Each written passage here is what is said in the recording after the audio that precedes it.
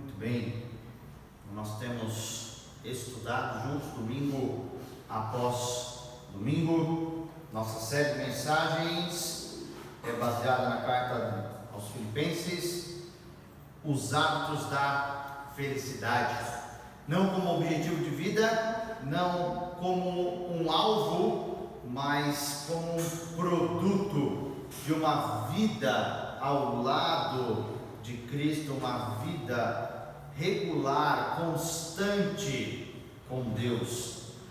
O título de hoje é uma continuação do que nós vimos domingo passado. Nós estamos vendo sobre aprendendo a contar. Contar o quê?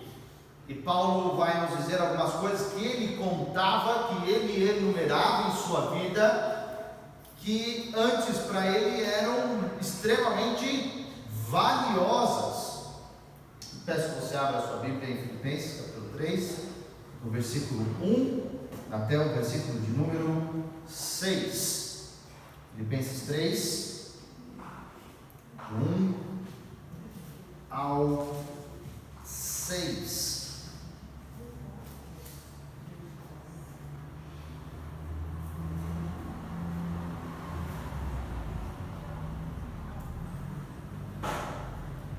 Diz assim a palavra de Deus: finalmente, meus irmãos, alegrem-se no Senhor. Escrever-lhes de novo as mesmas coisas não é cansativo para mim, e é uma segurança para vocês. Cuidado com os cães, cuidado com esses que praticam o mal, cuidado com a falsa circuncisão. Pois nós é que somos a circuncisão, nós que adoramos pelo Espírito de Deus, que nos gloriamos em Cristo Jesus e não temos confiança alguma na carne, embora eu mesmo tivesse razões para ter tal confiança. Se alguém pensa que tem razões para confiar na carne, eu ainda mais. Circuncidado no 8º dia de vida, pertencente ao povo de Israel, à tribo de Benjamim, verdadeiro hebreu, quanto à lei, fariseu, quanto ao zelo, perseguidor da igreja, quanto à justiça que há na lei, irrepreensível. Até aqui, vamos orar mais uma vez. Pai querido, te agradecemos pela tua santa palavra, Senhor Deus, e nesse momento suplicamos pelo ministério de iluminação do Espírito Santo, que habita, que sela, Senhor Deus, a cada cristão, e nesse momento que possa nos ajudar, nos auxiliar na correta interpretação e na aplicação desse texto em nossas vidas. É o que nós pedimos ao Senhor, por meio do nome de Jesus Cristo. Amém. Nós vimos no capítulo 1 e no capítulo 2 algumas coisas, algumas situações, algumas circunstâncias e algumas pessoas que podem tentar roubar a nossa felicidade, ou de fato elas conseguem roubar a nossa felicidade. No capítulo 3 nós vamos ver algumas coisas que podem roubar, algumas pretensões, alguns orgulhos que podem roubar a nossa felicidade, a nossa verdadeira alegria com esse produto de uma vida de caminhada com Deus. Se nós formos olhar o capítulo 3 inteiro, esse capítulo que nós estamos entrando, podemos fazer uma divisão entre os seus versículos dessa seguinte forma: do 1 ao 11, o apóstolo Paulo ele vai fazer um olhar para o seu passado, e a profissão que ele está enfatizando é a profissão de contador. Por isso que nós estamos aprendendo a contar as coisas certas, e o verbo ou a expressão que nós temos que nos atentar é considere. E o apóstolo, por fim, vai nos mostrar os seus novos valores. Do 12 ao 16, está falando do presente do apóstolo Paulo, que ele estava vivendo naquele momento. E ele traz a figura do atleta para nós. E nessa figura do atleta, o verbo principal é prossigo, voo, e mostra o seu vigor, a sua força. Do 17 ao 21, aponta para o futuro de Paulo, onde a figura agora é esse estrangeiro, essa pessoa fora da sua pátria, fora do seu país, e o verbo principal é espera. E ele mostra essa nova visão que ele tem. Para tudo isso, mostrar que existem dois tipos de justiça: uma justiça baseada nas obras e uma justiça baseada somente pela fé. E nós sabemos que somente a justiça baseada pela fé é algo aceitável ao nosso Deus, onde Ele rejeita a justiça baseada nas obras. Então nós estamos vendo desde semana passada esses dois alertas que o apóstolo Paulo está fazendo aqui sobre esse caminho um pouco tortuoso que é a justiça pelas obras. Nós vimos o começo do primeiro na semana passada e hoje nós vamos ver todo o restante. Então, o primeiro alerta que ele faz é uma grande exortação. E essa exortação vai do versículo 1 até o versículo 3. Começando aí por essa expressão no versículo 1, falando finalmente. Não que ele estava concluindo ou indo para o final da sua carta, mas ele estava introduzindo um novo assunto, uma nova sessão, um novo parágrafo ali da sua carta. Ele já havia advertido os filipenses antes, e agora ele volta a alertá-los. E o versículo 2, ele é bem emblemático, porque ele traz aí 3 vezes a mesma palavra: cuidado.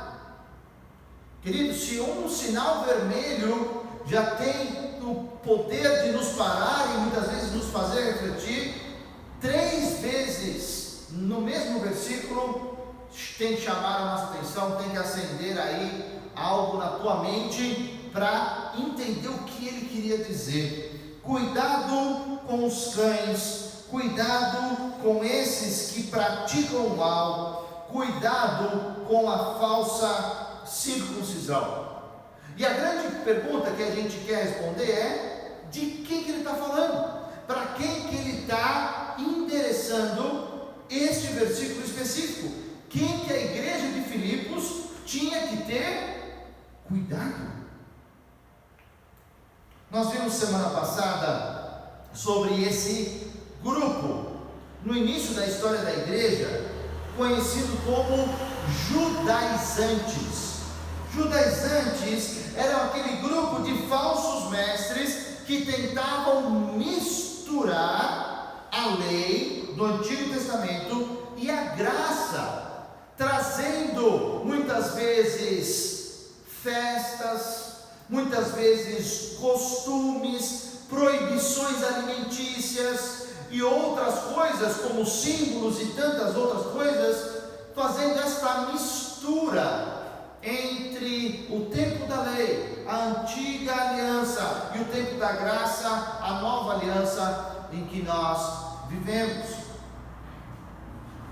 Mas vamos com calma ver cada um deles. O primeiro deles, aí o primeiro cuidado, são os cães. Interessante notar que um judeu fariseu, um judeu ortodoxo, ele chamava aquele que não era judeu de cão. Essa era a denominação. Ele chamava o gentio de cão.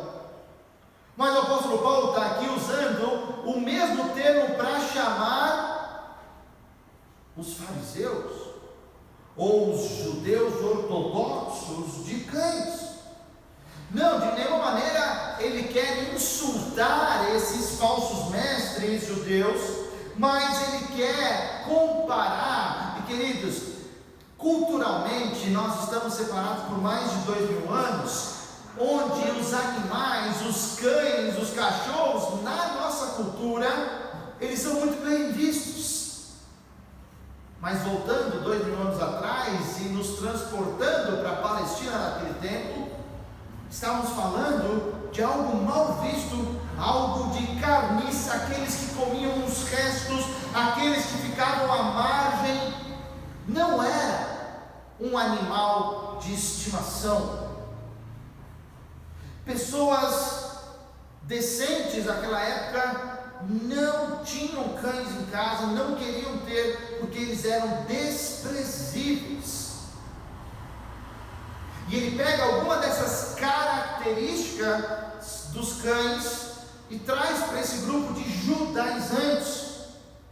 Tentavam ir ao encalço de Paulo, na verdade, aonde Paulo ia, aonde ele ia pregar o evangelho da graça, eles iam atrás tentar morder o calcanhar de Paulo. Eles iam seguindo Paulo, e quando Paulo saía, ia para a nova cidade, eles tentavam reunir aquele grupo, falavam, não, o que Paulo disse está tudo errado, e eles começavam a ladrar as suas falsas doutrinas. Esses eram os cães, esses agitadores, raivosos, que tentavam infectar a igreja de Jesus Cristo desde os primeiros dias. Mas o segundo cuidado é para essas pessoas que praticam o mal. Nós estamos ainda no versículo 2, tentando entender quem são essas pessoas e por que Paulo traz tantos cuidados para esse tipo de pessoa. Esses que praticam o mal são aquelas pessoas que estavam tentando até judaizar a questão da salvação, porque não era possível, não era concebível, não era imaginável para um judeu não ter que seguir algumas regras para merecer a salvação. Então eles não entendiam que era somente pela graça a salvação.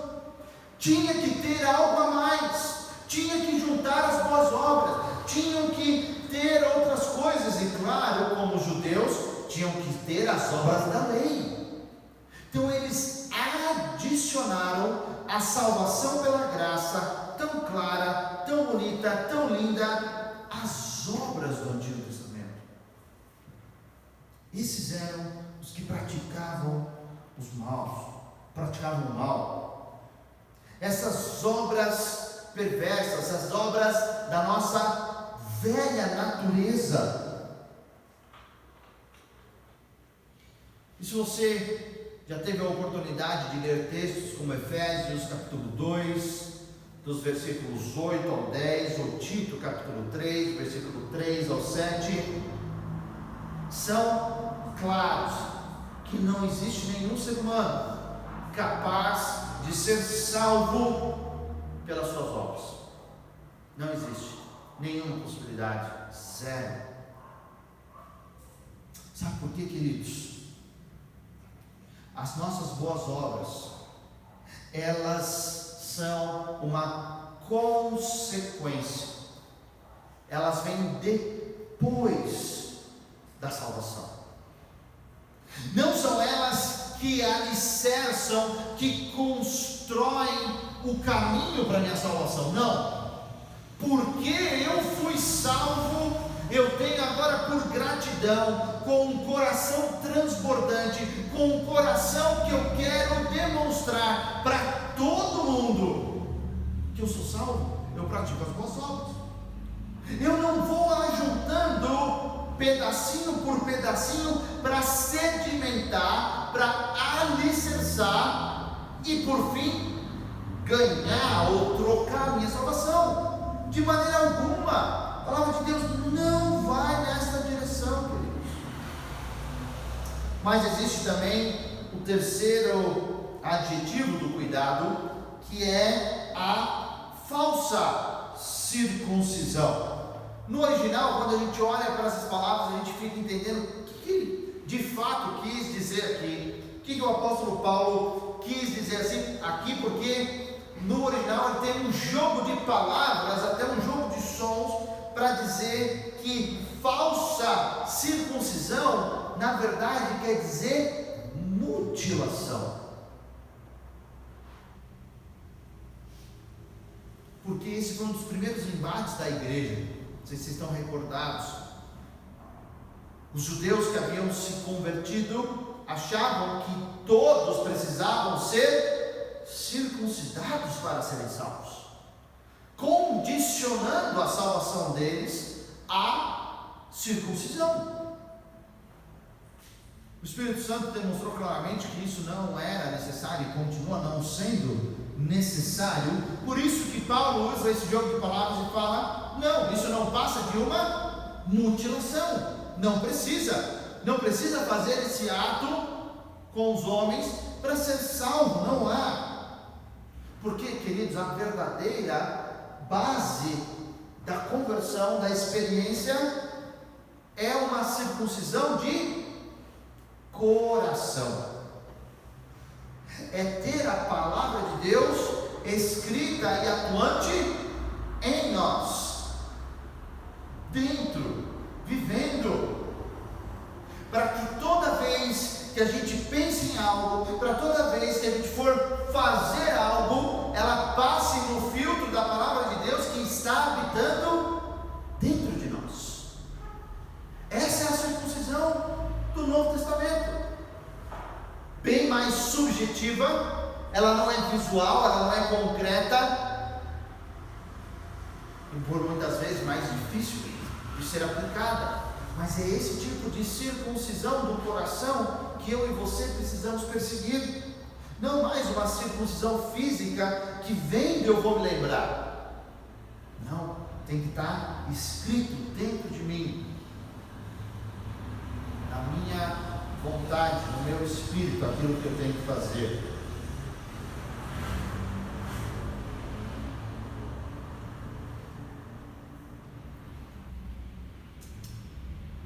Queridos, tudo aquilo que é elevado a uma condição de salvação é prejudicial. Porque se você eleva qualquer coisa a essa condição, por exemplo, esse caso que nós estamos tratando, que é preciso, é obrigatório se circuncidar para ser salvo, nós estamos esvaziando o sacrifício de Jesus na cruz, porque ele não foi suficiente. Precisa de fazer algo além dele para fazer. Não é à toa que a nossa campanha é que Jesus Cristo é a nossa única esperança, não é verdade? Única esperança. Porque somente a fé em Jesus Cristo pode salvar. Não existe nenhum condicionante, não existe nenhum manual de regras que eu preciso cumprir para ser salvo. É esse depósito único, exclusivo, não é Jesus mais isso, mas não é Jesus mais aquilo, é somente a nossa fé e toda ela depositada no sacrifício de Jesus. E o apóstolo Paulo então mostra aí algumas coisas que ele vai demonstrar sobre essa verdadeira circuncisão a partir do versículo 3. Quem são esses que somos nós a circuncisão? Quem são? E ele começa a falar, a primeira questão é aqueles que adoram a Deus no Espírito. Não são aqueles que dependem de rituais para acessarem a Deus. Isso é uma grande diferença, uma grande dificuldade de muitas pessoas, achando que tem que fazer determinadas coisas daquele jeito para poder acessar a divindade, acessar a Deus. Ou seja, se eu fizer isso com as palavras certas, do jeito certo, no lugar certo, aí eu vou abrir a porta de Deus e Ele vai falar comigo. Se vocês estão bem lembrados, Essa foi a grande pergunta da mulher samaritana para Jesus Cristo. Jesus, vocês, judeus, falam que tem que ir adorar no templo lá em Jerusalém.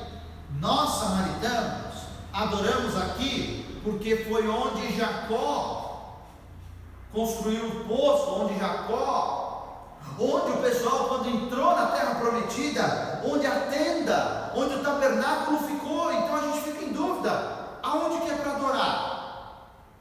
Partiu de um coração sincero, mas uma pergunta extremamente religiosa, queridos.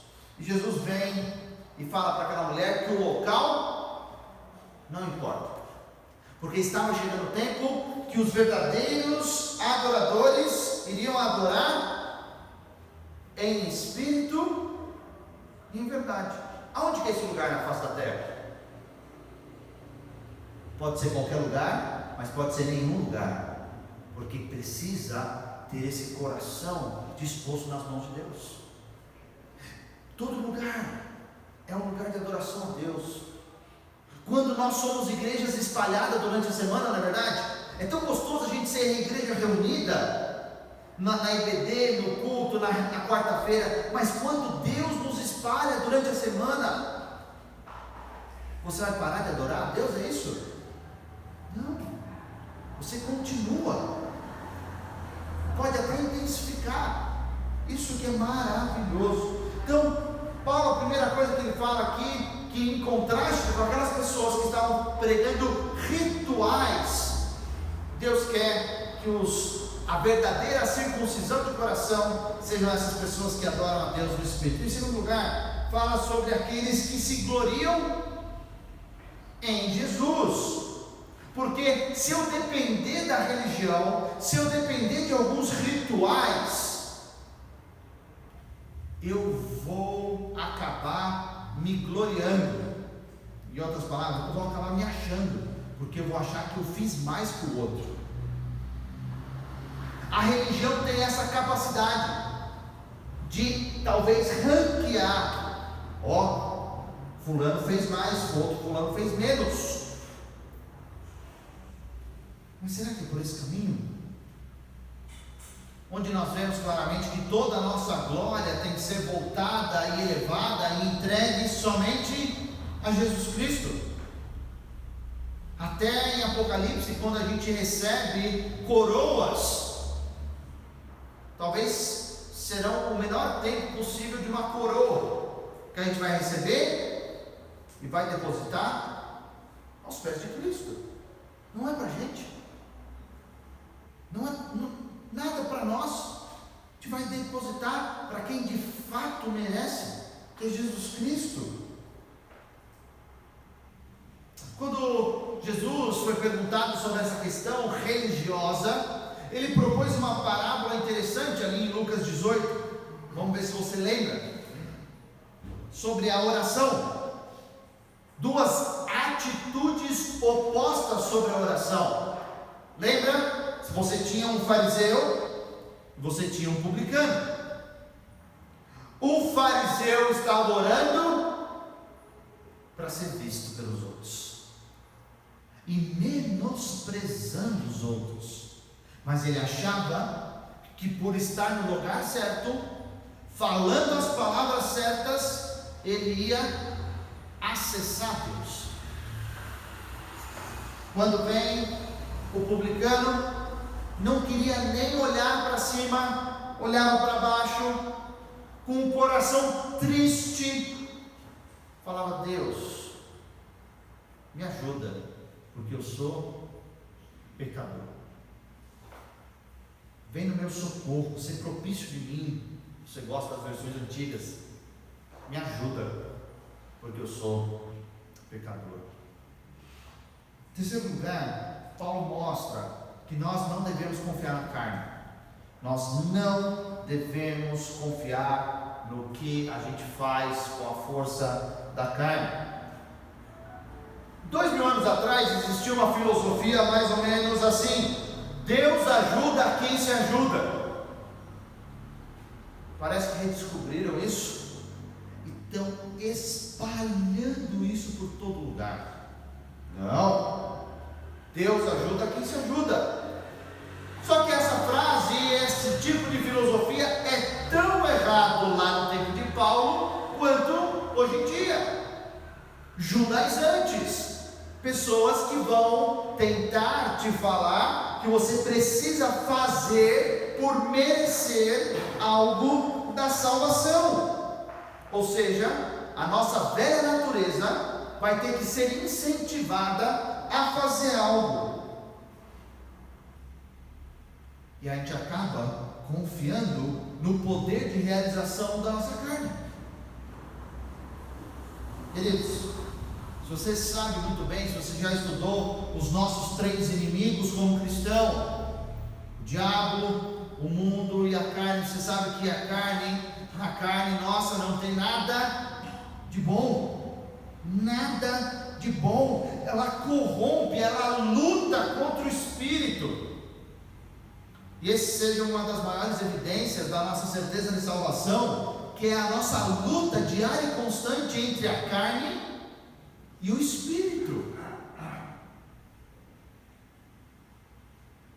Só tem uma boa obra que a gente pode confiar.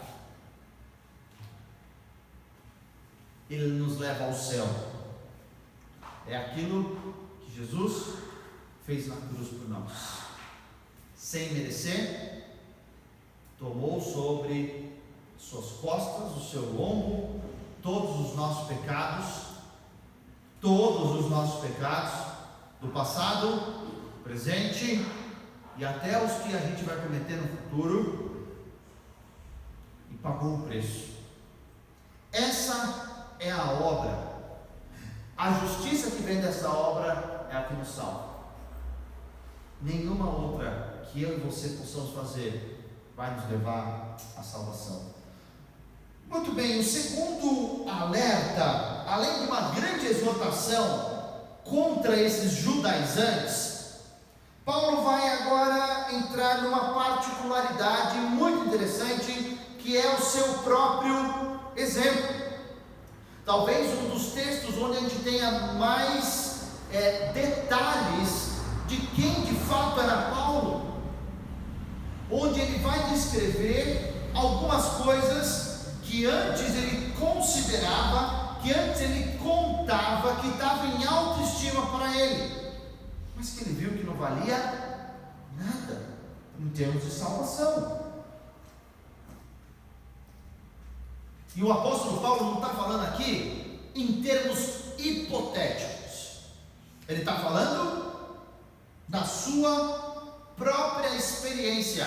E a sua própria experiência, gente, imagina você olhar para trás, para o teu passado e descobrir que ele foi inútil, não valeu de nada, porque ele achava que Deus teria a obrigação de salvá-lo por causa da sua justiça, das boas obras. Imagina se olhar para trás, falar: gente, perdi anos da minha vida, fazendo errado. O apóstolo Paulo tinha um grande currículo religioso. Ele foi escolhido pelo grande mestre Gamaliel, como a gente vê em Atos 22, para ser um dos seus estudantes, e pelo jeito, pelos métodos do que a história nos conta, não eram muitos discípulos. Talvez aí os números variam, mas entre 3 até 12, o número que Jesus escolheu, era o normal que um bom mestre escolhia por ciclo. Nós não temos ideia do tamanho desse ciclo. O ciclo de Jesus com seus discípulos foram 3 anos. Alguns outros ciclos aí chegavam a 5, 10 anos caminhando juntos. E Paulo foi um desses escolhidos. Ele tinha uma super carreira diante dele. Ele era o expoente, o jovem judeu ortodoxo mais proeminente. Era ele. Mas quando ele tem um encontro pessoal com Jesus Cristo. Ele entende. Ele vai para aquela seita cristã odiada pelos judeus e se torna pregador do Evangelho. Dá para imaginar essa mudança? O quão difícil foi ver a sua vida, passar a sua vida inteira em revisão e falar: fiz coisa errada, não sabia. Pior, ver que você fez concessões indevidas a fim de evitar a perseguição. A mesma coisa que acontece hoje. Nós vemos esses judaizantes, essas igrejas abrindo exceções para ser mais legal, para ser mais chamativo, para falar com essa moçada coisas que a Bíblia não aprova. Mas isso não é novo. Isso já acontecia há mais de 2000 anos. Porque eles não queriam ser perseguidos pelas suas posições. Não, vamos mediar isso aqui. Só que nós sabemos muito bem que o apóstolo Paulo, ele se permaneceu fiel àquilo que Deus havia dado a ele, a mensagem, porque essa é a nossa função. É sobre isso que Jesus vai nos perguntar: foi um servo bom e fiel? E o resultado dele ser bom e fiel? Perseguição. Isso é perseguição, gente. Não é quando você abre concessão, não é quando você flerta com o pecado, quando você quer contextualizar coisas que não são contextualizáveis. Aí não é perseguição, é qualquer outra coisa. Perseguição é quando você é sério com Deus, com a sua palavra, quando você é fiel à mensagem de Cristo. E aí ele vai analisar o seu passado. Muito bom. Primeira parte aí é sobre a relação de Paulo com a sua nação. Versículo 5. Circuncidado no 8º dia de vida, pertencente ao povo de Israel, a tribo de Benjamim, verdadeiro hebreu.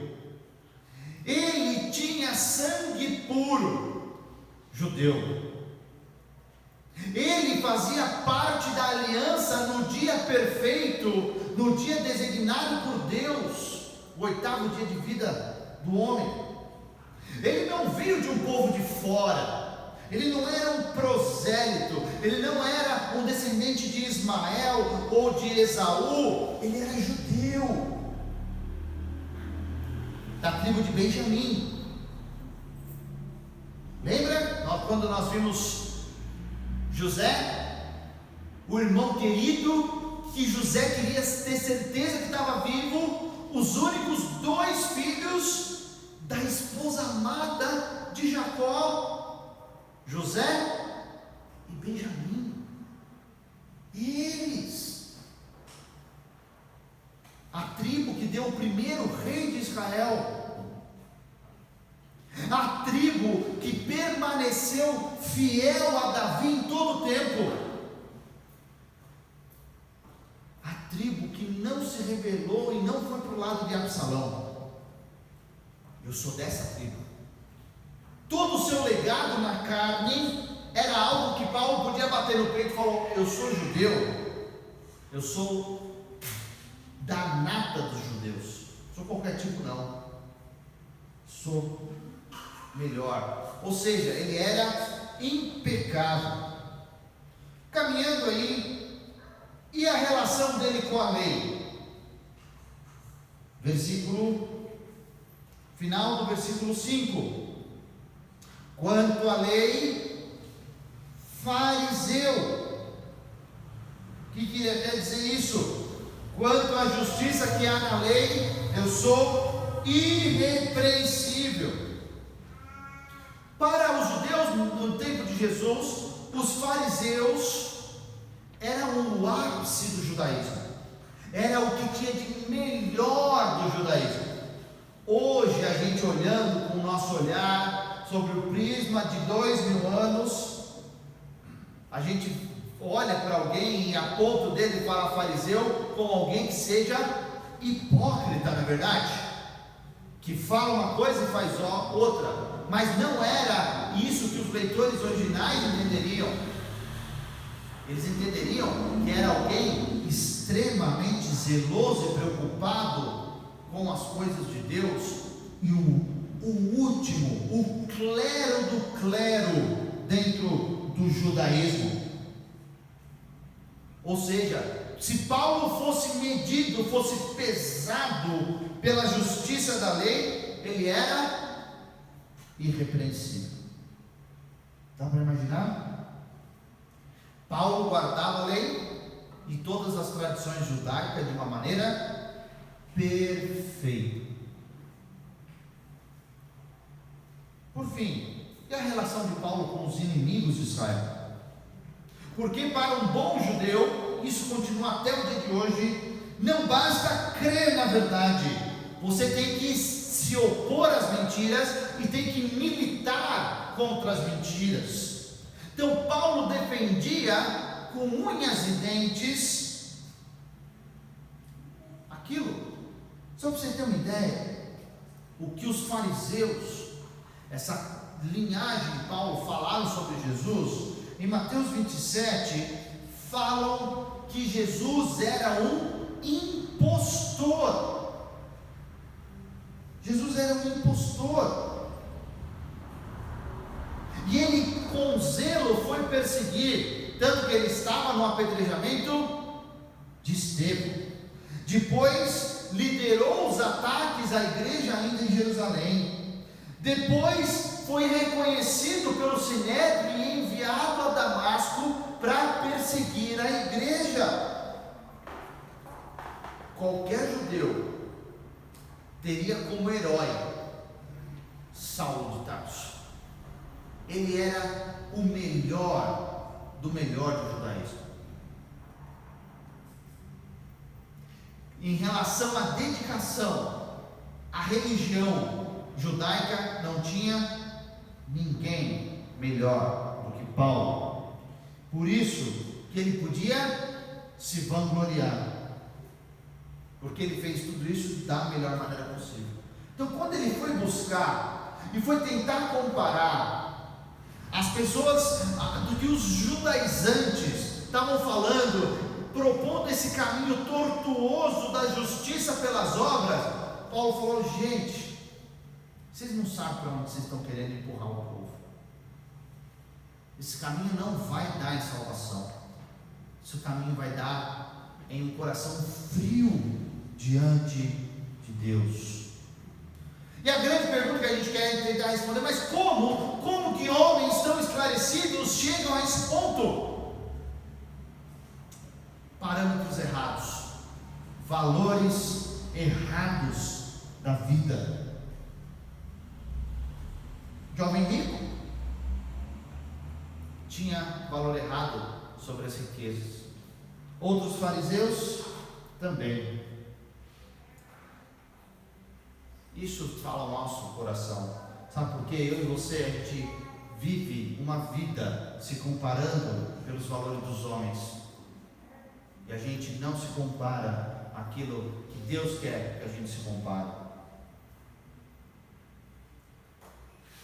Paulo dá um grande exemplo aqui, que a justiça pelas obras não vale nada. Quando ele olha para a sua história e compara com a história dos outros, ele até se considerava justo. Mas um dia, ele olhou para ele, não em comparação com os outros, porque a justiça pelas obras faz isso, tenta elencar a gente, mas ele olhou para o autor e consumador da nossa fé, Jesus Cristo.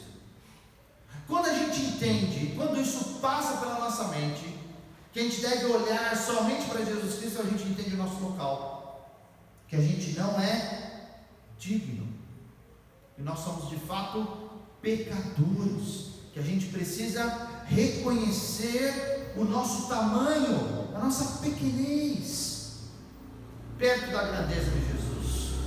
Essa é a grande diferença. E nesse momento, eu tenho que abandonar, de uma vez por todas, queridos, a justiça pelas obras. Parar de somar pontinho com Deus. Parar de fazer o alicerce do que eu achava que seria a salvação. E de fato, trocar pela salvação que Jesus Cristo já conquistou na cruz por nós. Isso é o que Deus quer para cada um de nós. Isso é o que Deus quer para cada cristão. Trocar isso. Algumas perguntas para a gente levar esse texto para a nossa semana.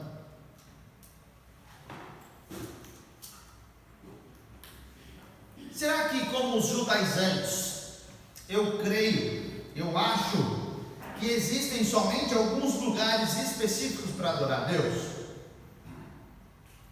Será que a gente ainda está nesse ponto, nesse estágio, que somente em alguns lugares são sagrados, vão nos aproximar de Deus? Ou eu aprendo com uma mulher samaritana que, em espírito e em verdade, onde eu estiver, eu posso adorar o meu Deus? Será que eu ainda acho que tem lugares específicos para isso? Segunda pergunta: eu oro ou sirvo a Deus para ser visto pelos outros? Como uma competição, como uma rivalidade. Ó, eu fiz mais que você. Como os fariseus e os judaizantes pregavam, gente. Terceira pergunta: eu confio naquilo que eu sou capaz de fazer para agradar a Deus? Não, ó. Isso aqui eu consigo fazer, isso aqui Deus vai ficar muito feliz com a minha contribuição para o reino. Será? Será que ele precisa disso? Próxima pergunta: eu tenho feito concessões indevidas a fim de evitar a perseguição? Quando alguém te pergunta: o que você fez no final de semana? Você conta tudo, menos a igreja.